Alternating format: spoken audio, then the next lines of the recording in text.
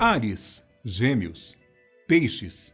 Qual o seu signo? Você acredita que a personalidade de cada pessoa pode ser definida pelo estudo da astrologia? O assunto divide opiniões, não há dúvidas. Mas de uma coisa eu sei: para entendermos o presente, nada melhor que darmos uma olhada no passado.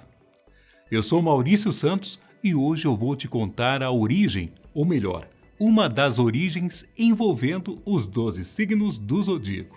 Se é de viagem no tempo que você gosta, então vamos voltar para algum momento da história antes de Cristo, já que foi nesse vasto período de tempo que o zodíaco surgiu. A verdade é que eu não posso apontar uma pessoa e muito menos uma data específica, já que a própria história diz, é provável que todos os conceitos tenham derivado de tradições ainda mais antigas. Um dos primeiros mapas do céu acaba se relacionando com ao menos 2 costumes que surgiram antes dos tempos de glória dos gregos. O primeiro teria sido desenvolvido através de religião ou rituais entre os anos 3200 e 500 a.C., bem na região da Mesopotâmia. Ele falava dos 12 signos e tinha uma relação com um grande número de constelações de animais. E, ao que parece, os gregos assumiram esses conceitos justamente por volta de 500 a.C. Já a outra tradição assimilava grandes constelações e provavelmente surgiu na região do Mediterrâneo em cerca de 2800 antes do Filho de Deus caminhar sobre a Terra. Ela teria sido feita para navegadores de navios e contava com grandes serpentes e ursos para marcar o polo celeste e a região do Equador. E no meio de toda essa mistura de crenças e observações do céu, os povos antigos passaram a acreditar que os astros acima de nós eram capazes de influenciar a vida daqueles aqui da Terra. Agora, misture os conhecimentos gregos à matemática egípcia e aos elementos astrológicos milenares babilônicos e nós teremos o zodíaco. Uma palavra que, diga-se de passagem, tem muito a ver com o nosso conhecimento atual dos signos, já que, no grego, ela significa círculo de animais. E para um bom entendedor, um pingo é uma letra. Esse círculo nada mais era que o cinturão celeste responsável por indicar a trajetória do Sol. E à medida que o astro passava por uma constelação, um signo aparecia. Mas é como eu disse no início do vídeo, a quantidade de figuras e até mesmo de constelações acaba variando conforme as culturas. O zodíaco chinês está aí para não me deixar mentir.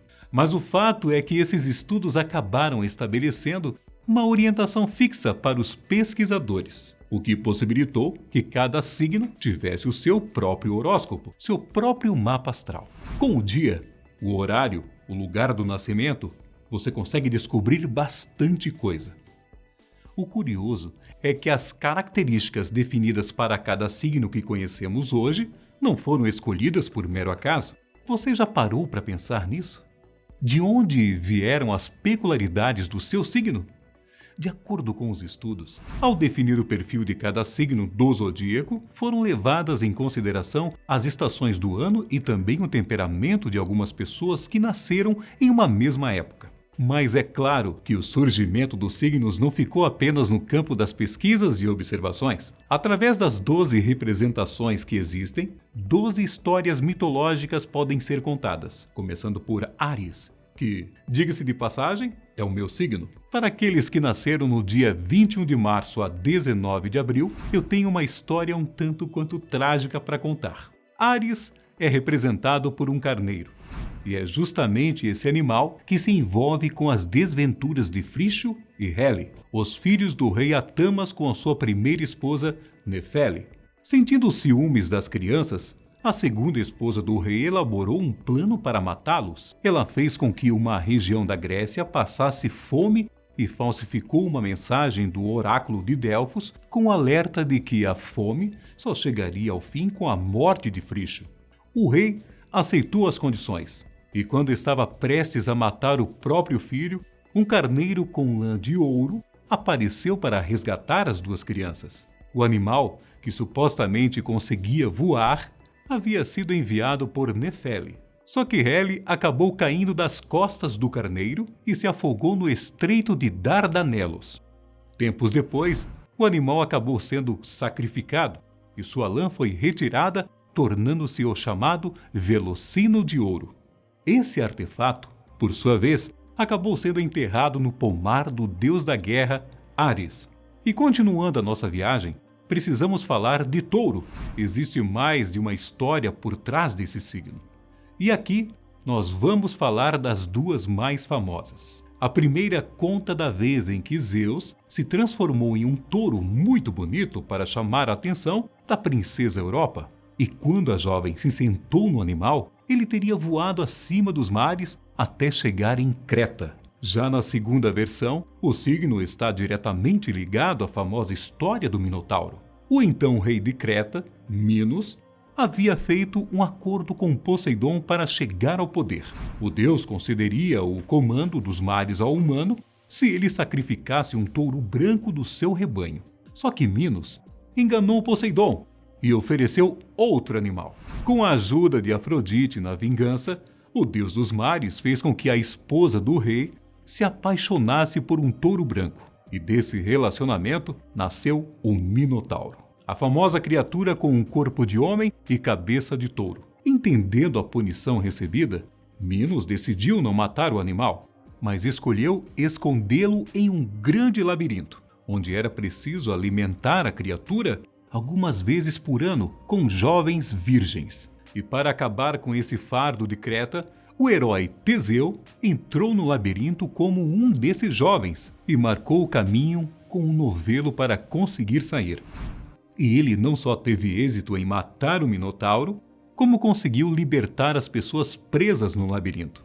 O signo de Gêmeos vem logo em seguida. Nesse caso, nós precisamos falar sobre os irmãos Castor e Pólux, ambos filhos de Leda, a rainha de Esparta. Embora fossem gêmeos, eles eram filhos de pais diferentes. Castor era filho do rei e, portanto, era mortal. E Pólux havia sido concebido com Zeus, o que fazia dele um ser imortal. E há duas versões para a relação dos irmãos. Uma fala que eles eram bons amigos, inseparáveis, e a outra diz que os dois brigavam bastante. Seja como for, Castor, o mortal, acabou morrendo em uma batalha e Pólux ficou desolado, a ponto de implorar para Zeus que trouxesse o irmão de volta. Só que Zeus nada podia fazer, porque a alma de Castor já era de Hades e estava no mundo inferior. Então, o máximo que ele conseguiu foi um acordo com um deus do submundo. A alma dos irmãos trocaria de lugar diariamente. Ou seja, em determinado dia, Castor assumiria o comando, enquanto Pólux seria mandado para o mundo inferior. E essa troca aconteceria enquanto Castor estivesse vivo. Dizem ainda que Zeus, como forma de honrar a relação dos dois, teria colocado a imagem dos irmãos no céu, direto na constelação de Gêmeos.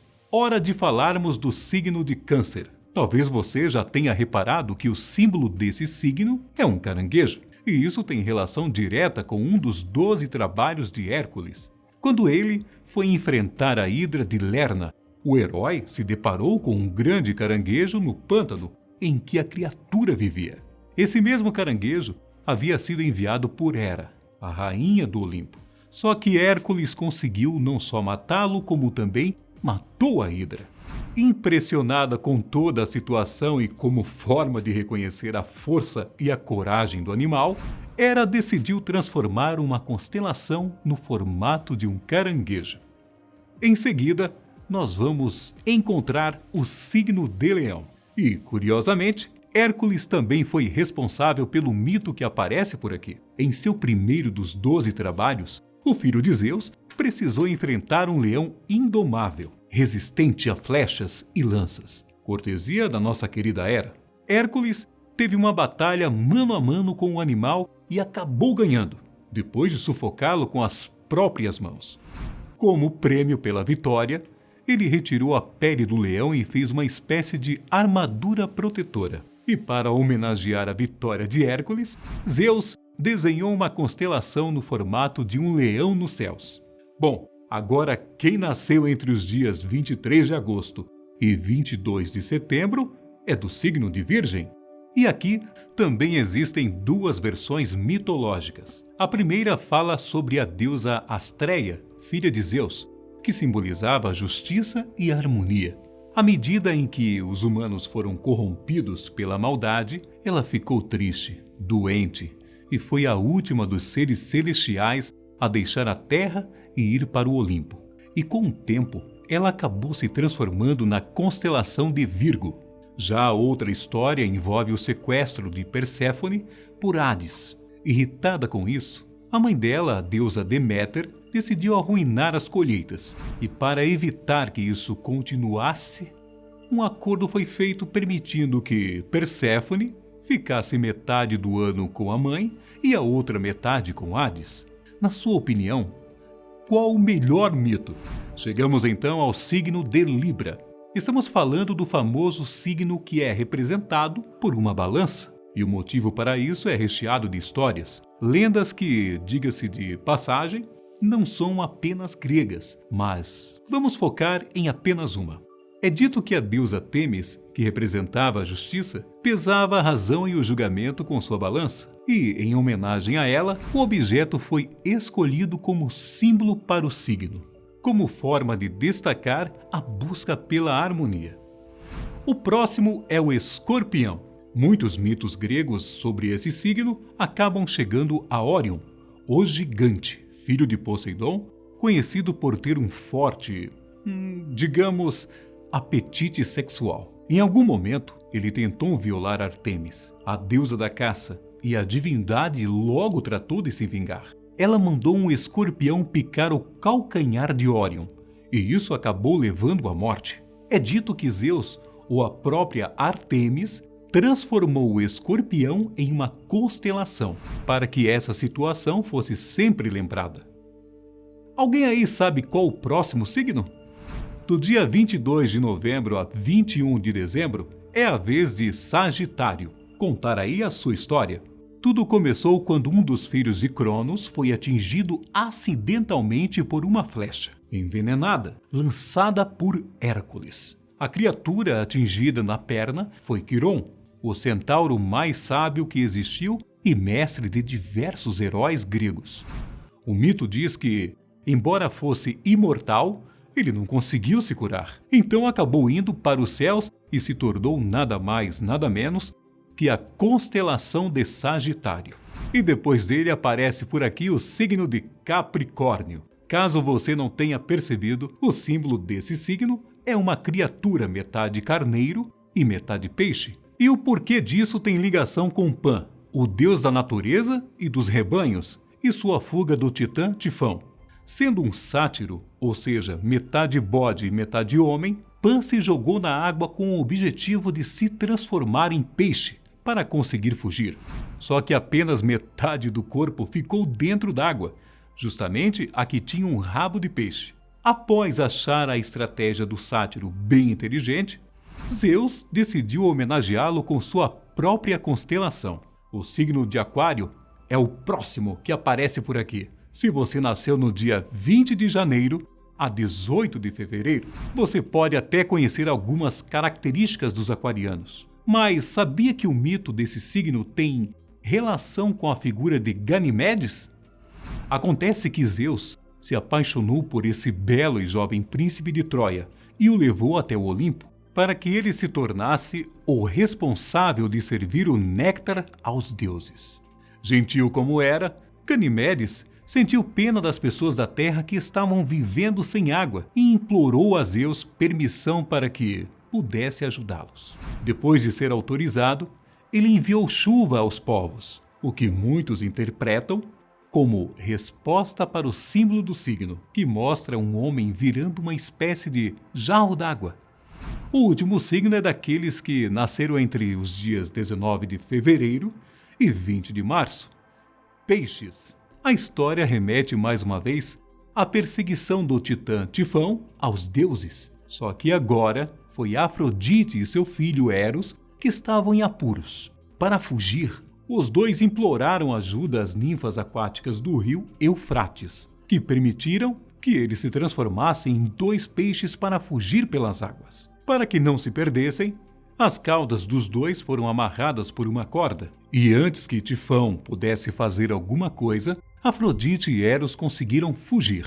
Dessa vez, não foi Zeus quem criou a constelação, como homenagem ao ato, mas sim Atenas, a deusa da sabedoria. E essas, meus caros, foram algumas das origens dos signos do zodíaco.